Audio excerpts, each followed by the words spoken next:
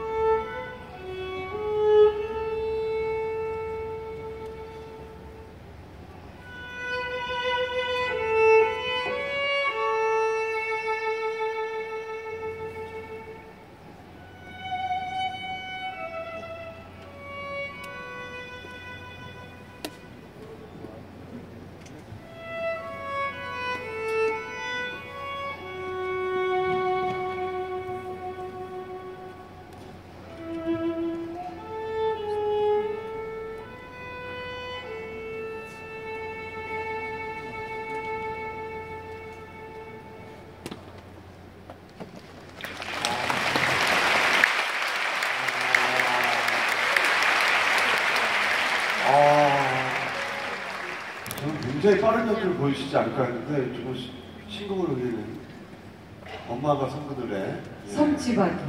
네. 네.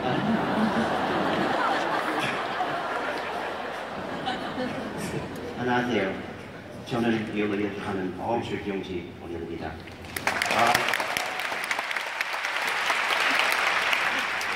이 자리에 초대해 주셔서 감사합니다. I am in the company of some very, very wonderful, accomplished people, and it's not only my honor to be with them on the stage, but to be here with you. Looking out on this audience tonight, I can't help but feel hope. You are our future.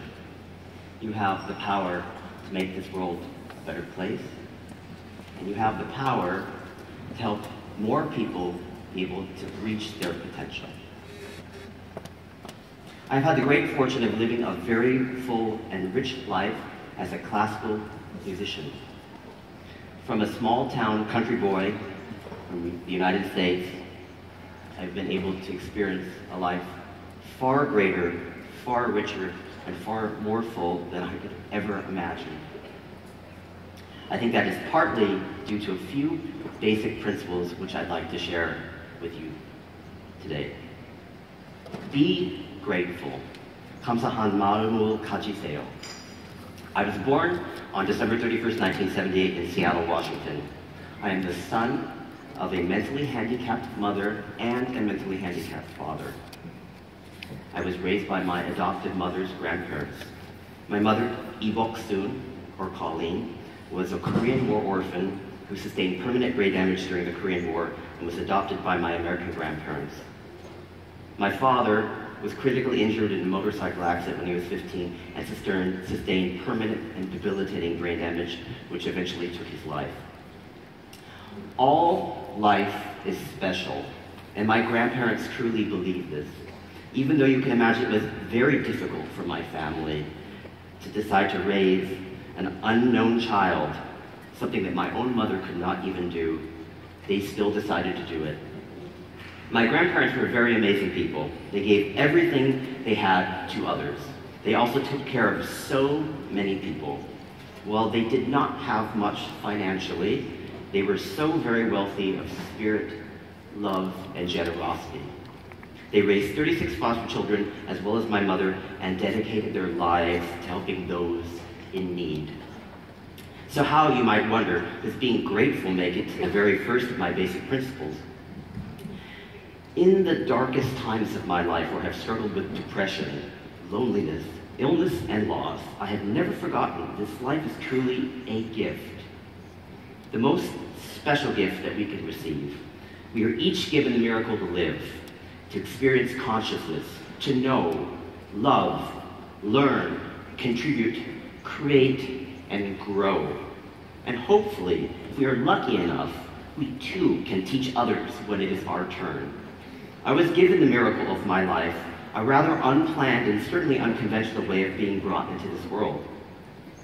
It would have been perfectly acceptable for my grandparents to have had an abortion. Many people told them they should do it. So no matter what disappointment comes my way, I never forget my very existence is a gift. It is so very easy to be taken away from gratitude. Expectations, both from ourselves and our environment, can set us up for tremendous feelings of disappointment. We all experience failure. And while the feelings that accompany failure or the unpredictable outcomes of life may hurt very deeply, I would ask you always to remember, even if it might be clear at the time, remind yourself that you being here is indeed a miracle of the highest order. I would ask you also to be present. Your presence is your most important gift to yourself and to others. Do not be afraid of being in the moment. So much of our life is being taken out of the present, whether it is planning for our future or remembering or reflecting on our past. It is very easy to forget to live in the very moment we exist. Along these lines, I think it is also very important to not be afraid of adversity, no matter how painful or uncomfortable. Oftentimes, we try to escape from unpleasant experiences, whether it's having to confront something that makes us uncomfortable, fighting our own insecurities or demons, or dealing with the slings and arrows of misfortune. Our suffering makes us stronger. We can use adversity to learn, to adapt, problem solve, and ultimately improve our situation. Our suffering helps us be more empathetic. If we can understand others and their realities, we have a much richer and deeper connection with the world and ourselves. If we succeed together, we are much stronger than if we succeed alone. Remain flexible of mind and body. 유연한 마음과 몸을 가지도록 노력하세요. 죄송해요.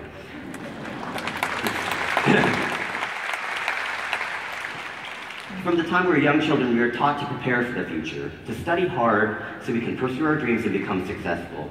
And we are also taught if we deviate from our plan, if something happens unexpectedly, that is failure. I am a goal setter, and I am the first to admit that I am an overachiever. However, if I were to look back over my life and my career, I would say that the most important ability towards achieving success is to be adaptable. In the business world, we call it evolve or dissolve. Sometimes I think the best things in life happen when we don't plan it. Coming from the background that I did, life was very uncertain and oftentimes completely frightening. I knew that I had to work to succeed. And I truly believe that the way we focus our energy is directly correlated to our success, both internally and externally. However, I would have to say, and while one must work hard to become not overly fixated on one solution or one outcome, life has a way of correcting the notion that human beings are in control. In truth, I think more than my planning, being able to adapt quickly, being able to recover from loss, being able to face failure and live with it, having grit was much more part of me succeeding than anything else. Life is a marathon, not a sprint. As a marathon runner myself, I've run 14 races. My mantra has always been one step at a time. To smile as each step has turned into 1 kilometer, and finally crossing the 42.195 finish line means a lot.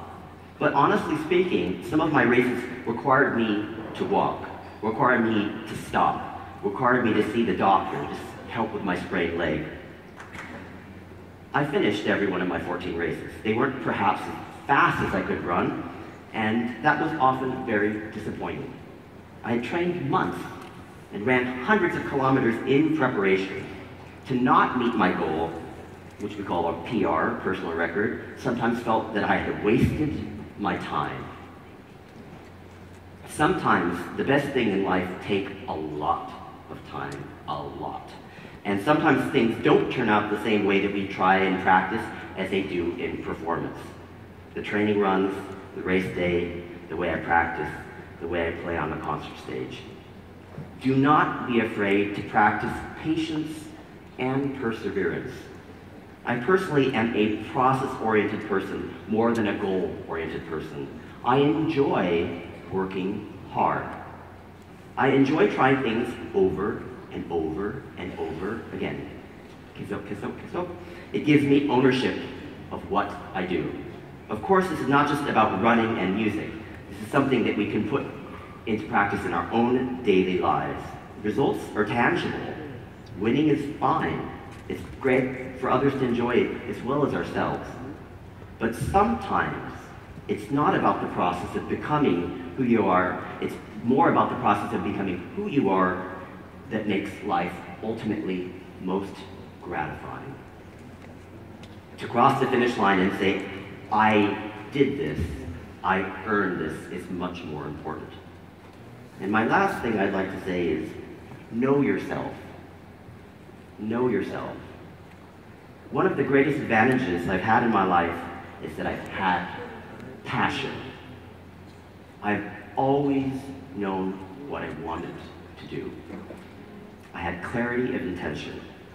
I wasn't sure how everything was going to go, or that things were ultimately going to work out, being a musician. But I knew it was my purpose.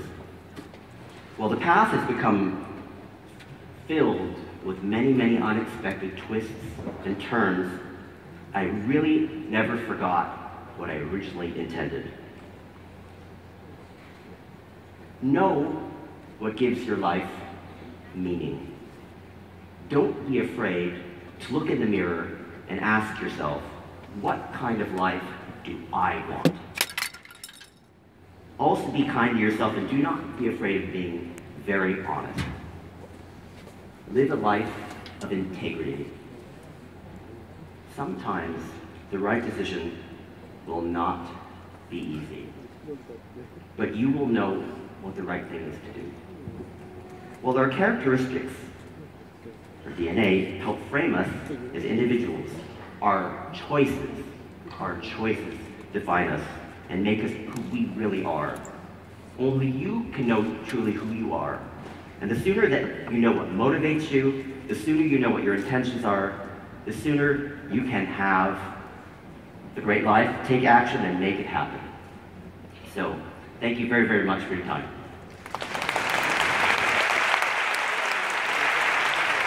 P.Investigator라는 프로젝트를 리드하고 있는 제이노입니다. 여기 제가 양쪽에 어떤 그림을 보여달라고 했는데 안 보이네요. 네, 보입니다. 오른쪽에 있는 그 그림은 저희들이 2030년대에 마르스에 휴먼을 보내려고 하는 그런 프로젝트를 하기 위해서 어떤 테크놀로지가 필요한지 저희들이 맵을 그려서 우리가 얼마만큼 와 있고 또 앞으로 어떤 것을 해야 되는지 준비를 하기 위해서 그린 그림입니다.